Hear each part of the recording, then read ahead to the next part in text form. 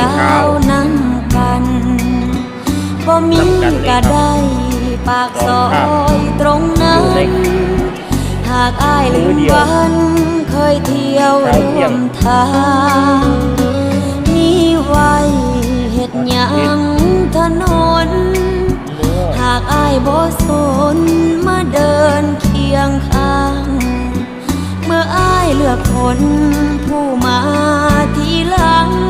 โลกนี้ทุกอย่างเหมือนสิ้นความหมาย